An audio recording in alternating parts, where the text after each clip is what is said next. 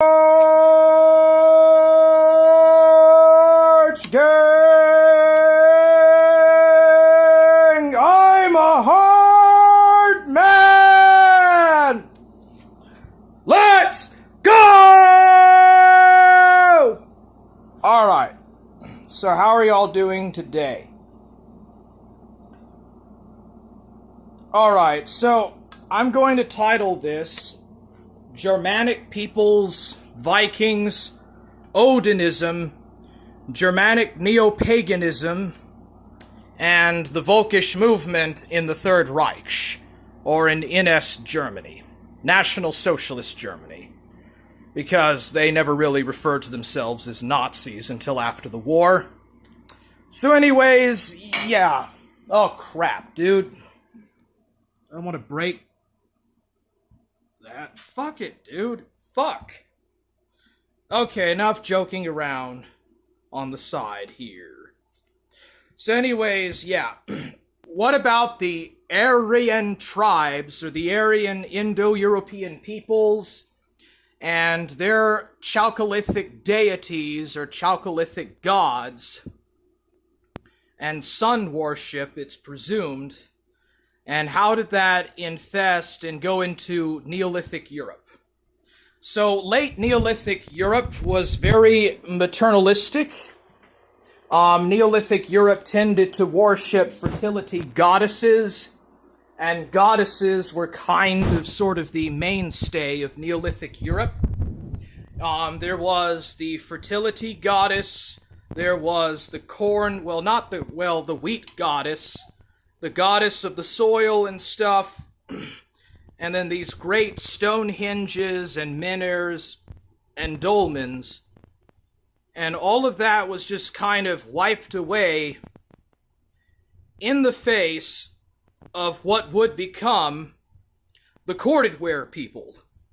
The corded-ware culture, and later the bell-beakers, or bell-bakers, bell-breakers, bell-beakers. They're known by that because of the beaker tops of their potteries and stuff. So there's a gradual change in pottery, there's a gradual change in farming and hunting methods, and there's a transition to a patriarchal system with the Aryan invasions of Europe. More so Northern Europe, but Southern Europe was also affected. And we see the gradual end of the great hinges and Neolithic monuments. They're abandoned at the end of the Bronze Age. And we have these Hindu-like gods, these Hindu-like tripartite deities that are very similar to Hinduism. So there's a lot of commonalities in Vedic India and late Bronze Age Europe with these different types of pantheons of gods and stuff. By the Bronze Age, it's a fixed system.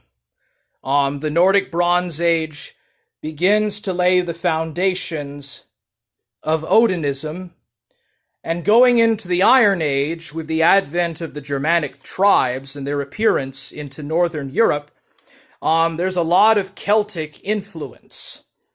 There's actually a lot of commonalities between the Celto or Italo-Celtic and Germanic or Balto-Slavic Germanic gods.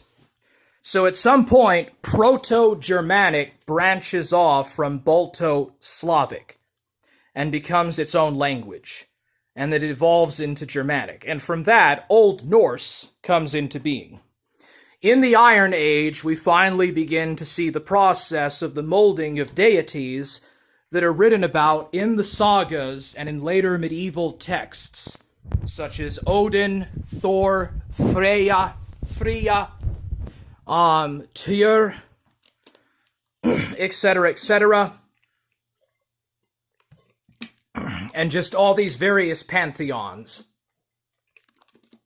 Now, the first actual description of the Germanic lifestyle was written by Tacitus. Tacitus was from northern Italy or southern Gaul, and he wrote in the 1st century. He wrote the Germania. He also wrote some stuff about Britannia. So Tacitus gives us an actual written description because the Germanic people were illiterate. So all that we really know is from archaeology and from the later Viking sagas, or even from Tacitus. But Tacitus really does not mention that much about ancient Germanic religion. He just says that the Germanic people were a very selfless, very unmaterialistic, very warrior-like, extremely highly patriarchal, and the like. And then there's a few other later Roman writers that also talk about this. Now, after the fall of the Roman Empire and going into the Germanic Iron Age, we see the transition to the Merovingian Iron Age. So the Merovingian Franks convert to Roman Catholicism, and a very good proportion of Goths or Gothic people, they convert to Arianism or Arian Christianity, especially the case of the Visigoths, the Visigoths in Spain, and even the Ostrogoths in Italy. Jordanes is the next writer to actually to speak of, and to kind of give details in regards to the Germanic peoples and their lifestyles. He's also the first to mention the Danes and the Norse by name. We also, of course, have writings and accounts of Anglo-Saxons, the Anglo-Saxon stuff, and what they worshipped before they converted to Christianity. Now, going into the Vedic Age, which lasted from 530 to 793, we already have a lot of material evidence for the Viking culture and for the setting of the pace of the Vikings. The Vikings were already starting to raid and attack monasteries in the 760s, 770s, but the raid on Lindisfarne, 793, is the first real actual time that we also have account of the Vikings. It was Charlemagne's wars against the Saxons and against the Danes that basically triggered the early Viking period. And so going into the Viking Age, we have the most detailed sources that have been written down, mostly after the Viking Age, and with a bit of a Christian bias taking place in regards to what the Vikings actually believed and worshipped. They were a pious people. They were quite religious, but also probably very superstitious. They wrote various runes. By the Viking Age, the Vikings were writing with rune carvings. They carved runes on stone tablets and later even began to actually write and have something of an alphabet, a Viking Germanic alphabet or an Old Norse alphabet. And it is from these rune stones, from the Grecian rune stones, from the Rus rune stones and the Swedish rune stones, that we get something about details about paganism in this time period of the 9th and the 10th centuries.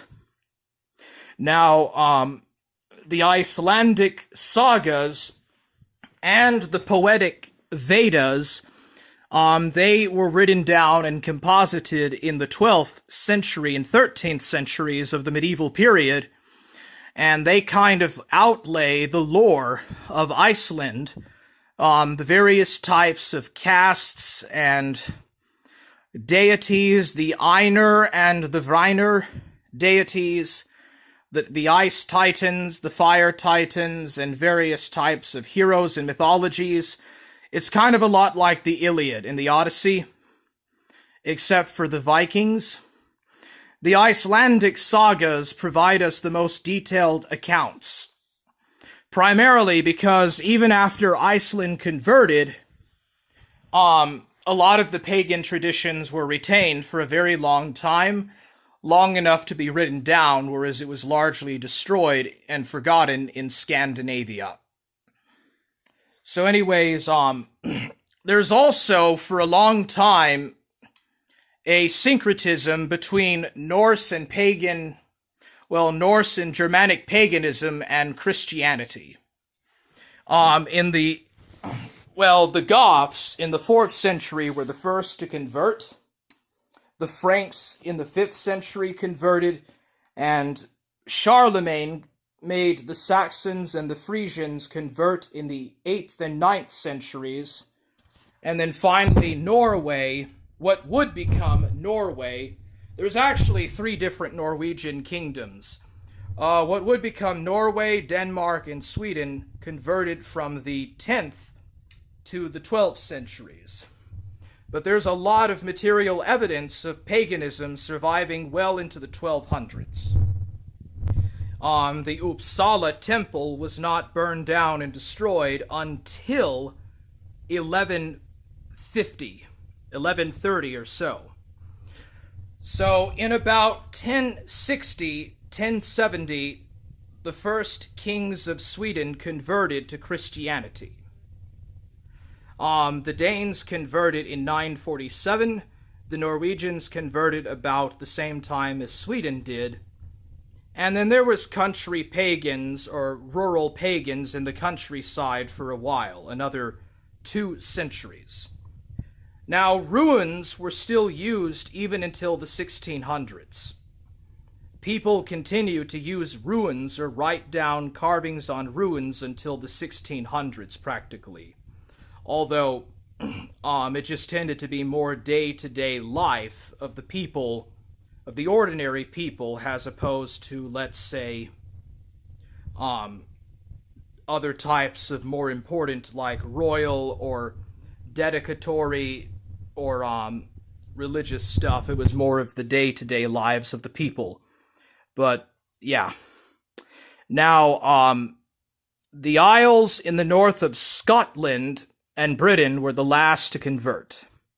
Greenland Vikings converted around the 11th century, around 1000 AD to about 1100 AD. And here's something interesting, but the first American archbishopric was Vinland. The first Catholic diocese was Vinland, Greenland, and Iceland. And it was part of the Norwegian archdiocese.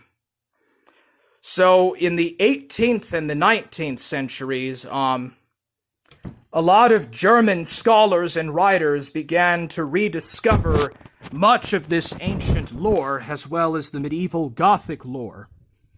And during the Napoleonic oppression in Germany, in the German states, there is a lot of writings and stuff, especially the tales of the Brothers Grimm, and these became the first largely recorded folk tales in Western history, with the Brothers Grimm in the 1810s, 1820s. And all throughout the 1800s, many of the kings in the different German states built these kind of Greco-Roman shrines to kind of dedicate sort of a living embodiment of all the different types of the romantic cultural contributions of German authors and poets throughout the time period. In the later 1800s, Leo von List began to translate and to write down stuff from ancient ruins. He was an Austrian. Franz von Liebenfels, who was a former Cistercian monk, he left the Holy Order, and he began to also have an interest in the neo-pagan lore. And a lot of his writings and stuff that he did when he was a ex-Franciscan monk, and many of the contributions of Leo von List had a profound impact on the German order and later the Thule Society. The Thule Society were the first to begin to largely, there was actually neo-Volkish movements and pan-Germanic movements in the 1800s, But the Thule Society started to do it really en masse and to get state endorsement. Now, after World War I, when Germany suffered a major catastrophic defeat, and it was felt that Germany was stabbed in the back, the neo-Volkish movement began to grow tremendously, and it reached its apex under the National Socialists. Now, Adolf Hitler himself was Roman Catholic. Adolf Hitler never left the Catholic Church, and he tended to view Christianity as the primary state religion of Germany. And he founded and created the state-run Protestant and Catholic churches. And all bishops in the various Lutheran and Calvinist churches had to be part of the Reich Church and adhere to the doctrines and elements of the Nazi Party, as well as to their own catechisms and the catechism between the church and the state. In Germany, until the end of World War II, the church and state were highly united. The Catholics and the various parish churches of the Catholics were also organized into their own Reich Church with the Concordat of 1933.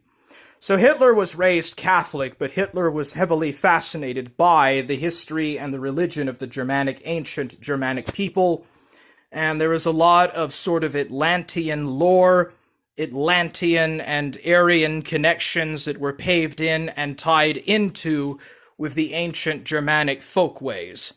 Heinrich Himmler, the leader of the SS, founded and created something of an esotericist order that took a lot of influence from the Round Table of King Arthur, as well as from the tales and legends of the Holy Grail, the spear of Longinus, the spear that was thrusted into Christ during the crucifixion, the spear of Longinus, the Holy Grail, and various other types of Arthurian and medieval sacred objects, and also a revival and interest in the customs of Odinism. Alfred Rosenberg, who was one of the leaders of the Nazi German Archaeological Society, the Barbarische, or whatever, they tried to send missions all across the world to look for ancient symbols and ancient sites in regards to the Aryan civilization. They felt that a lost race of white Nordic Aryans had traveled all across the earth to South America, to Tibet, to North Africa, to Egypt, to India, to Tibet, to Sri Lanka, to Central Asia, and so forth, to Greece, to Italy. They wanted to travel everywhere and try to find the lost sites of these forgotten Aryan civilizations and how it connected in with ancient Germanic history. Heinrich Himmler himself even thought of himself as an acolyte of King Heinrich, a king of the East Franks in the early 900s or the late 800s. So there was a lot of that going on.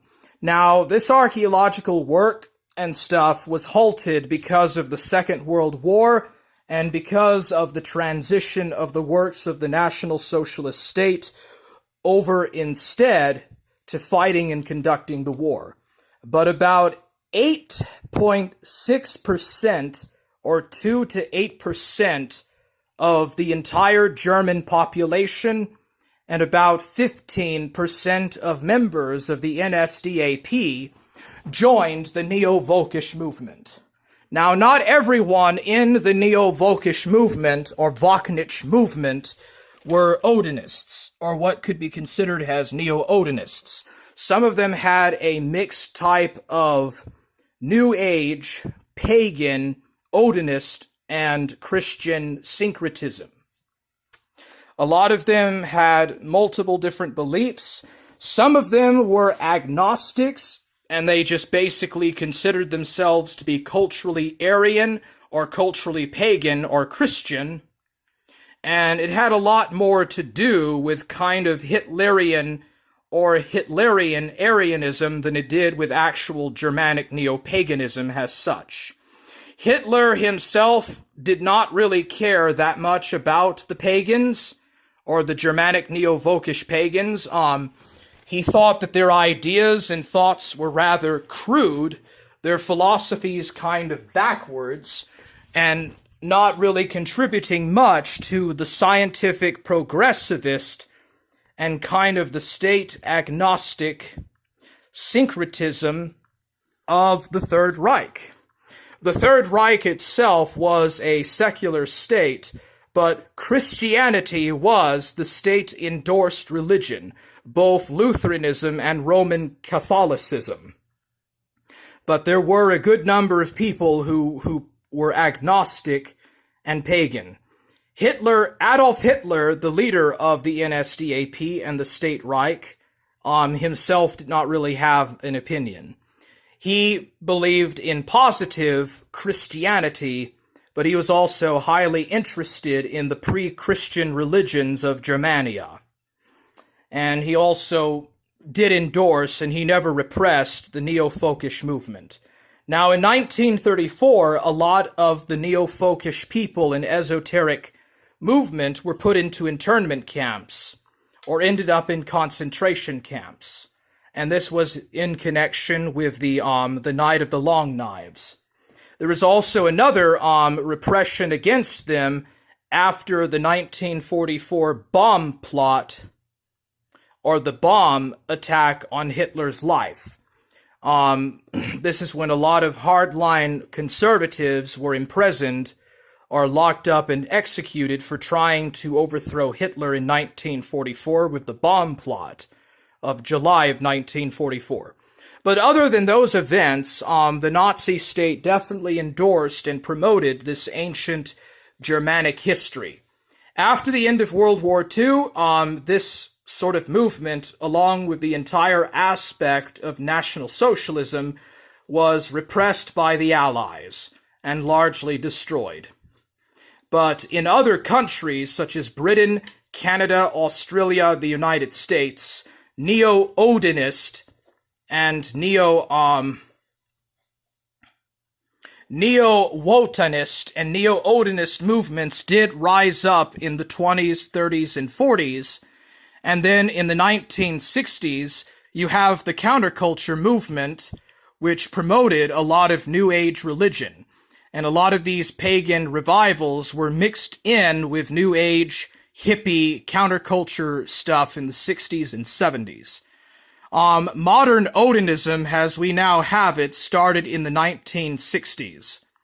And in the 1980s, it took on a bit more of a conservative flavor. There's also white nationalist pagans or neo-Nazi Odinists who have created the Church of Odin, which is the only church in America today that only allows for white people to be members.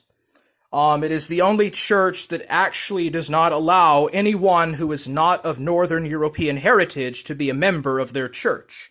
But today we have, there's the Church of Odin, there's the Brothers of Odin, and there's various types of pagan and neo-pagan movements that could be either of a far left orientation, sort of a countercultural orientation, or of a pantheistic orientation, or a white nationalist, national socialist sort of orientation.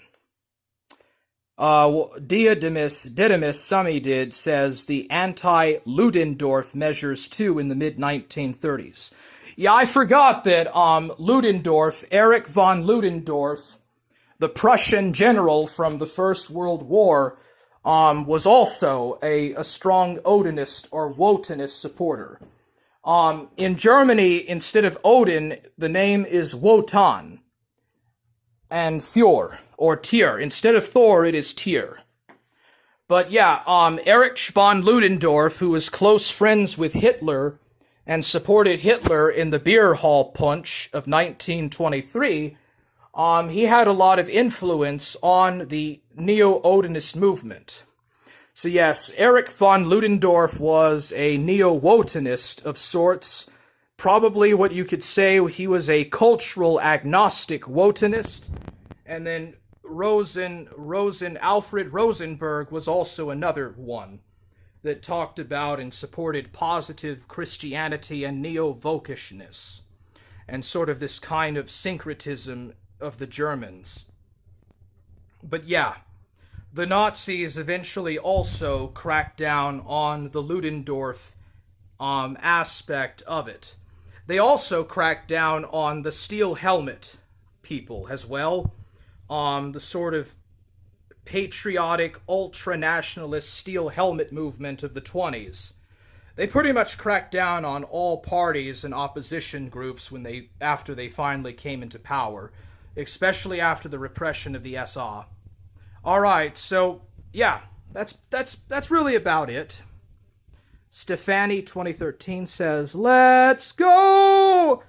What's up, Stefani 2013? What is up, Roman Malinowski? Hammers! Smashing opposition and building and forging a new, toxic, and proud masculinity. Didymus, Sami did. I already answered your question, but hey, what's up, bro? Alright, so yeah. So that's kind of just a rundown about the Volkish movements, the National Socialist Neo-Volkish movements, and Germanic paganism and Viking or Norse paganism mythology, and also, of course, how it relates into modern white nationalist groups today. I'm really not all that interested in post-World War II Odinism or post-World War II white nationalist Odinism. This was really more about sort of ancient Germanic mythology and its influence in the Volkish movement in the Third Reich, and not so much the modern Odinist movement. So that being said, are there any more questions? Because if not, then that's pretty much the end of my topic. So this is Forge Gang Radio out, signing off. Hardman!